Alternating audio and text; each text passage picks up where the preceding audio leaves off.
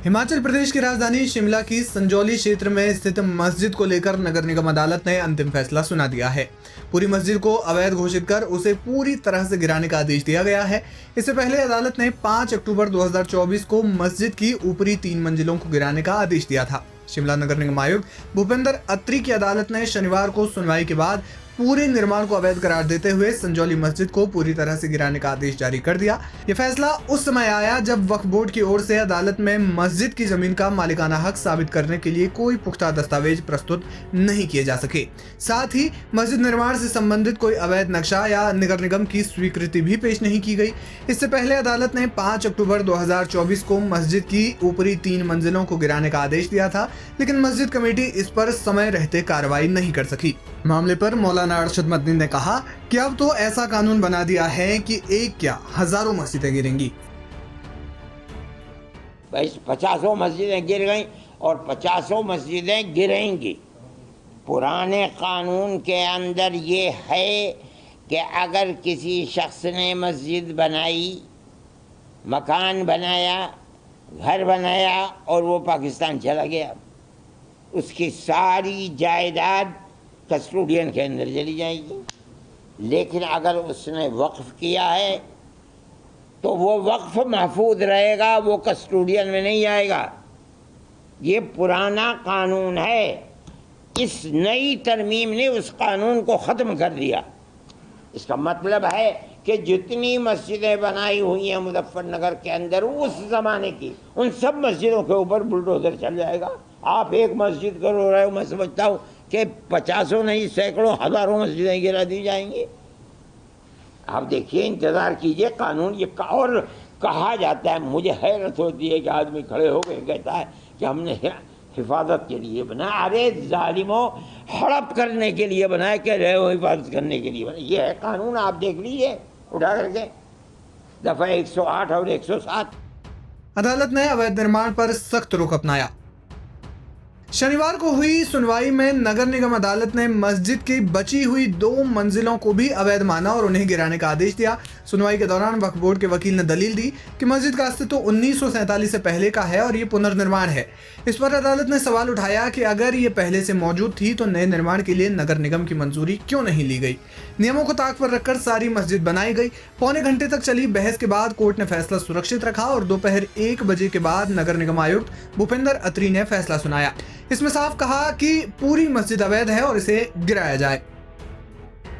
आज इस केस का फाइनली निपटारा जो हुआ है और पूरी मस्जिद को गैर कानूनी कमिश्नर साहब ने बताया है और पूरी ही मस्जिद को डिसमेंटल करने का ऑर्डर आज आया है, जिसका इंतजार पिछले 8 महीने से पूरी हिमाचल प्रदेश की जनता कर रही थी कि इस केस में क्या निर्णय आने वाला है। लेकिन इस केस में जो HP वक्फ बोर्ड है वो पिछले 15 साल से वो भागम भाग की कार्यवाही कर रहा था, लेकिन 5 सितंबर 2024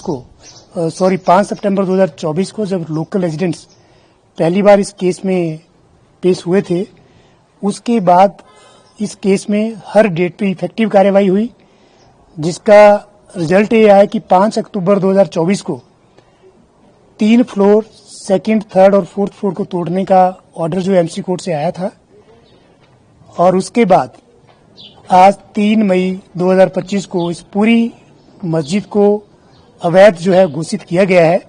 और सबसे अच्छी बात जो इसमें यह है कि आज पिछले 15 साल में आज तक HP वक्फ बोर्ड कोई भी ऐसा डॉक्यूमेंट्स कोर्ट के अंदर पेश नहीं कर पाया जिससे यह साबित हो रहा था कि ये मस्जिद वाली जो जमीन है खसरा नंबर 66 वो उनका है। और सबसे बड़ी बात कि वर्ष 2009-10 में जब इन्होंने पुराने वाली मस्जिद को डिसमेंटल किया था तो इन्होंने MC एक्ट की जो नेसेसरी कंप्लायंस होती है सेक्शन 242, 243, 244 वो भी इन्होंने नहीं की थी, जिसके कारण इन्होंने जो इस पुरानी मस्जिद को गिराने के बाद नई कंस्ट्रक्शन का काम शुरू किया था उसके लिए भी कोई सैंक्शन, मैप और अप्रूवल इनके पास नहीं था, जिसकी वजह से जो इनका मैप है वो दिसंबर 2013 में कोर्ट में खारिज हो गया था। और बावजूद 15 साल के समय व्यतीत होने के बाद भी और बार बार डेट्स लेने के बाद तकरीबन यह केस 60 से 65 बार लिस्टेड हुआ, लेकिन एचपी बकर बोर्ड और संजौली मस्जिद कमेटी कोई भी डॉक्यूमेंट्स ऐसा भी कोर्ट के अंदर नहीं पेश कर पाए। और स्ट्रिक्टली आज जो कमिश्नर साहब का ऑर्डर था, उन्होंने इसमें लिखा है कि बकर बोर्ड और संजौली मस्जिद कमेटी के पास ऐसा कोई भी कागज नहीं है जिससे साबित होता है कि मस्जिद जो है ये एचपी बकर बोर्ड और संजौली मस्जिद कमेटी की जमीन पे बनी है। और ये उनके वर्डिक्ट में आया है कि क्लियर कट वायलेशन है एमसी बिल्डिंग बाय लॉज का, और उनका वायलेशन करते हुए इन्होंने कंस्ट्रक्शन की थी, जिसको तोड़ने का ऑर्डर आज अदालत ने दिया है।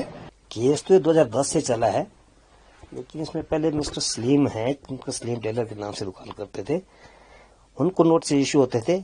बकर बोर्ड तो उसको 2024 में जब नोटिस गए कॉर्पोरेशन से तो पार्टी बना। तो इसमें एमसी कोर्ट में जो केस लगा हुआ था उसमें क्या सुनवाई कही है कोर्ट की? आज आर्गूमेंट्स हुए उस केस में और कोर्ट ने भी डिटेल्ड ऑर्डर देना है, अभी पास नहीं किया डिटेल्ड ऑर्डर, बट कोर्ट ने जो पहली और दूसरी मंजिल है, ग्राउंड फ्लोर और फर्स्ट फ्लोर, वो अनऑथराइज्ड घोषित करी है। उनका कहना ये है कि उन्होंने परमिशन नहीं ली थी, मस्जिद को इन्होंने गिराया था, गिराने के बाद जो रिकंस्ट्रक्शन के लिए परमिशन नहीं ली थी। जी, तो अब फर्दर क्या इसमें होने वाला है? देखो डिटेल्ड ऑर्डर आता है, फिर बकर बोर्ड इसमें एग्जामिन करेगा एडमिनिस्ट्रेटिव साइड में, फिर जुडिशियल साइड से इसको भी एग्जामिन किया जाएगा, अपील फाइल करेंगे। मस्जिद कमेटी समय पर नहीं कर सकी कार्रवाई। 5 अक्टूबर 2024 को नगर निगम अदालत ने मस्जिद के ऊपरी 3 मंजिलों को गिराने का आदेश दिया था, जिसे 2 महीने के भीतर पूरा करना था, लेकिन मस्जिद कमेटी द्वारा समय सीमा में कार्य पूरा नहीं किया जा सका। बाद में 2 बार और समय मांगा गया, परंतु अब भी 1 मंजिल और पिलर का काम अधूरा है। पिछले साल हुई झड़प के बाद सामने आया था मामला। संजौली मस्जिद का ये मामला तब सुर्खियों में आया जब 29 अगस्त 2024 को शिमला के मल्याणा क्षेत्र में 2 समुदायों के बीच झड़प हुई, जिसमें एक व्यक्ति घायल हुआ। इसके बाद 1 सितंबर को संजौली मस्जिद के बाहर तनाव की स्थिति उत्पन्न हुई और अवैध निर्माण का मुद्दा उठ खड़ा हुआ। 11 सितंबर 2024 को हिंदू संगठनों ने मस्जिद निर्माण के विरोध में प्रदर्शन किया। प्रदर्शनकारियों ने बैरिकेड तोड़कर मस्जिद की ओर कूच किया, जिस पर पुलिस को लाठीचार्ज करना पड़ा। इस दौरान कई प्रदर्शनकारी और पुलिसकर्मी घायल हुए। इसी के बाद नगर निगम कोर्ट ने इस मामले में गंभीरता दिखाई और जांच शुरू की।